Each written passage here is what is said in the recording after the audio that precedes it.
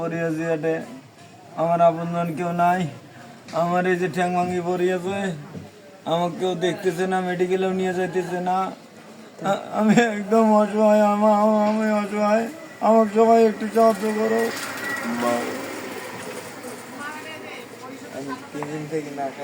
আমি 3 দিন হাতে না খাই আছি, আমার চিকিৎসার কোনো আমি অবশ্যই একজনকে পাইলাম, আকাশ নাম ভাই, উনি আমাকে একটু নিয়ে এসলো, এসে পানি টানি খাওয়াইলো। কংগ্রেস পার্টির আকাশ ভাই।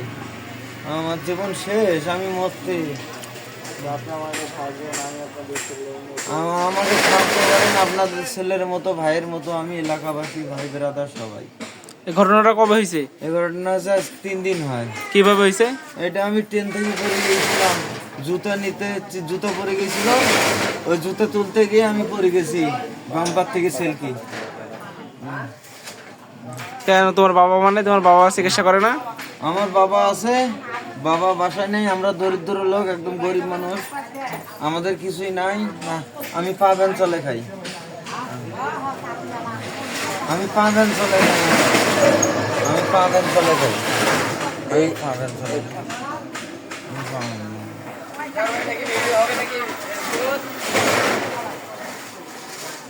তোমার নাম কি, তোমার ঠিকানা বলো? আমার নাম মোহাম্মদ মেহেদি হাসান, বর্তলি বাজার বাড়ি, 5 নং ওয়ার্ড, ইটেকুমেরি ইউনিয়ন, থানা পীরগাছা, জেলা রংপুর। আমি মরে গেছি। আমার এই ব্যথায় মনে হইতেছে একটা বিষের বোতল কেউ দিলে আমি খায়া ঘুমিয়ে যাইতাম, এই বিষও কমে যাইতো। হ্যাঁ, খুব দুঃখজনক একটা ব্যাপার। দেখেন আপনারা, আপনারা সাহায্য বাবা। তাহলে তোমার বাসা থেকে কোনো টাকা ঢুকে দেবে না? আমার বাসা থেকে দিবে না, বলতেছে তুই ভিক্ষা কর। আমি তো ভিক্ষা করতে পারবো না, আমি ইয়ং জেনারেশন ছেলে, আমি পা ভ্যান চলে খাই, রক্ত ঘামে খাই।